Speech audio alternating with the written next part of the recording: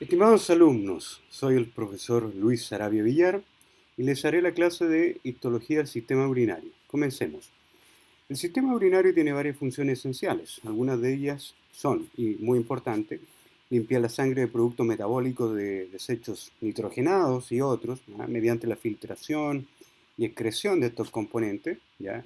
Equilibrar la concentración de los fluidos corporales, también de los electrolitos, ¿ya? Recupera por reabsorción moléculas pequeñas, aminoácidos, glucosa, péptidos, también algunos iones como sodio, cloro, calcio, fosfato, y obviamente recupera la mayor parte del agua, ¿ya? Y de esta manera se mantiene la homeostasis corporal, ¿ya? Regula la presión sanguínea del sistema urinario, produciendo una enzima muy importante que es la renina, ¿ya?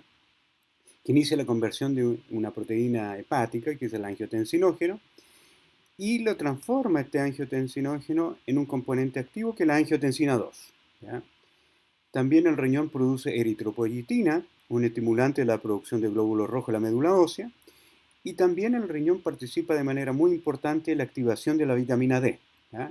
Transformándola finalmente en su componente activo, el 1,25 dihidroxicolecalciferol.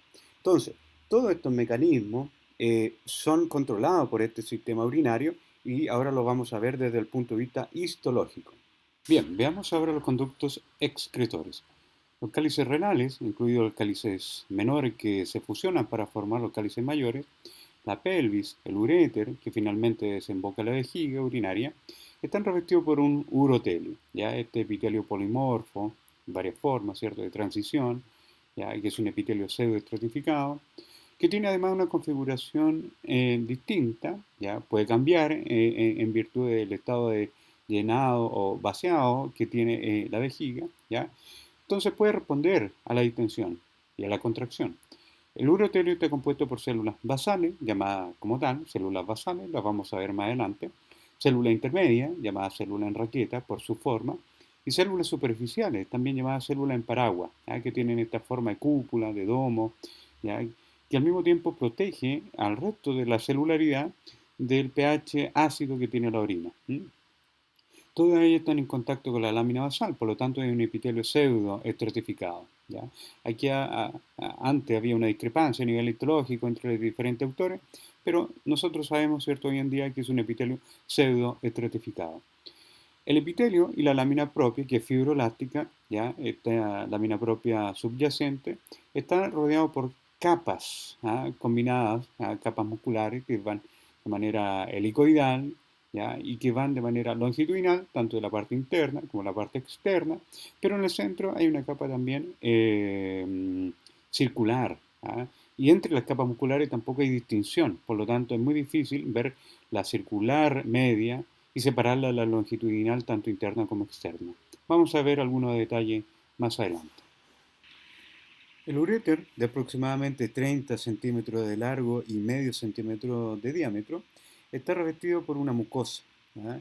Y mucosa, recordemos que es epitelio más lámina propia.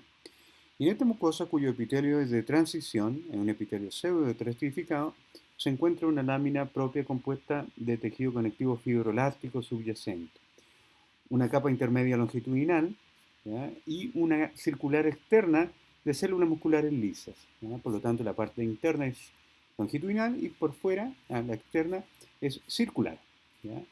Que forma la capa muscular del uréter y su contracción peristáltica lleva la orina hacia la vejiga. Ahora, en resumen, tenemos la mucosa con el epitelio urinario, ¿ya? La muscular, que es longitudinal interna, circular externa, y la adventicia, que es tejido conectivo fibroláctico, ¿ya? Que se va haciendo un poquito más laxo a medida que se va distanciando del centro de este ureter.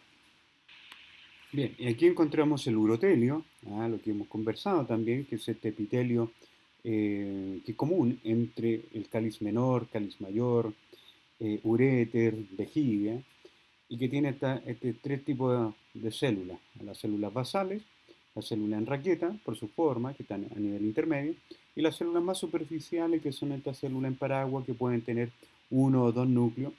Pero lo importante acá es que es un epitelio de transición, un epitelio pseudoestratificado, en donde las células basales maduran, se transforman en células en raqueta y también siguen madurando, crecen y expulsan, eliminan a la célula en paraguas, ¿ya? Para reemplazarla. Por lo tanto, el mismo tipo de célula epitelial puede irse transformándose a lo largo del tiempo, ¿ya? Desde basal a en raqueta y de raqueta a célula en paraguas. Bien, veamos ahora la vejiga urinaria. A medida que la vejiga urinaria se distiende con su orina almacenada, su epitelio de transición, que es impermeable, ¿cierto? Para proteger al epitelio de la orinácea, ya se vuelve más delgado y más plano. Sus grandes células en forma de cúpula, ya que son estas células en paraguas, también se vuelven más planas.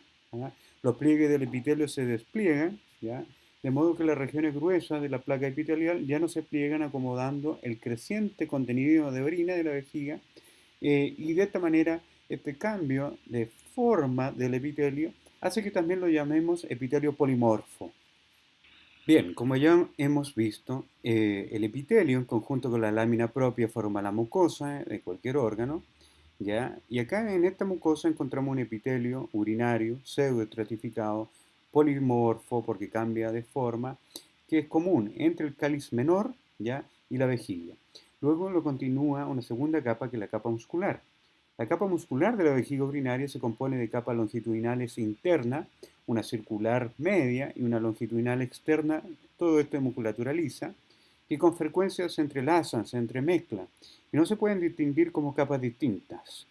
El músculo interno del esfínter de la uretra está rodeado por una capa gruesa, circular, y una adventicia fibroelástica, ¿ya? Y ahí termina entonces la vejiga, de tal manera que, en resumen, tenemos tres capas musculares, que la hemos constituido como dos longitudinales, tanto interna como externa, y una circular media, pero todo esto extremadamente mezclado, por lo tanto se hace muy difícil distinguir las tres capas de la musculatura vesical. Bien, hablemos algo de la uretra. La uretra suministra o elimina la orina desde la vejiga, ya, para que sea evacuada. La uretra femenina es obviamente más corta que la masculina. La uretra femenina humana tiene aproximadamente 5 centímetros de longitud, y está revestida por epitelio de transición, en la densidad de la vejiga urinaria y por epitelio escamoso estratificado no queratinizado a lo largo del resto de su longitud. ¿Ah?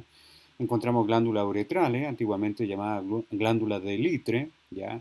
De la naturaleza mucosa, para producir también bicarbonato y de esta manera proteger el epitelio, de la acidez de la orina. ¿Ya? Ahora, la uretra masculina es de aproximadamente 20 centímetros de longitud. Tiene tres regiones: la uretra prostática, la membranosa y la uretra peniana. Hay sutiles diferencias. La uretra prostática atraviesa la glándula prostática, por eso se llama así, y está revestida por un epitelio de transición, el mismo epitelio de la vejiga.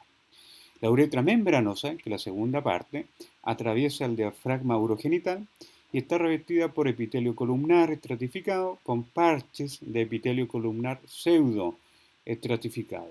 Y por último tenemos una uretra peniana que atraviesa la longitud completa del pene y está revestida por epitelio columnar estratificado con parches de epitelio columnar pseudo estratificado, y esto se mantiene así hasta el glande, ¿ah? Donde su epitelio es estratificado queratinizado escamoso en la zona final de la uretra, ¿ya? La lámina propia está compuesta por un tejido conectivo fibroelástico con glándulas de Litre, mucosa, productora de temoco con bicarbonato, en las tres regiones de esta uretra masculina, ¿ya? Y la musculatura que rodea a esta mucosa es principalmente musculatura lisa. Y finalmente encontramos, claro, una adventicia, que el tejido sigue siendo musculoso en este caso, y todo esto revestido finalmente por la piel. Bien, estimados alumnos, finalmente veremos un breve resumen. La importancia del sistema urinario radica principalmente en que permite a nuestro cuerpo, ¿ya?, en general, poder eliminar eficientemente los elementos desechos generados por el metabolismo celular, que incluye eliminar electrolitos, que están presentes en exceso, compuestos nitrogenados provenientes principalmente del catabolismo proteico. Aquí incluimos ácido úrico, amoníaco, creatinina, algunos elementos hidrosolubles consumidos en exceso, como podrían ser las vitaminas, por eso de repente sujetos que toman vitaminas, ya todo ese exceso se va a través de la orina coloreándola, y también se van compuestos minerales que estén en exceso. En consecuencia, una baja eliminación de estos elementos y una baja excreción hídrica podría también darnos indicios de una patología renal, con la consecuente alza de estos niveles en el plasma sanguíneo, lo cual se puede determinar a través de exámenes. Por lo tanto, estimados alumnos, esperando que este material sea aprovechado al máximo para poder entender este importante sistema desde el punto de vista ultraestructural, primero, ¿cierto?, histológico, lo que es fundamental para el entendimiento de la fisiología urinaria que verán en sus próximos cursos. Eso es todo por mi parte, un afectuoso saludo, un abrazo y recuerden que esta clase la hizo el profesor Luis Sarabia. Que estén bien. Chao, chao.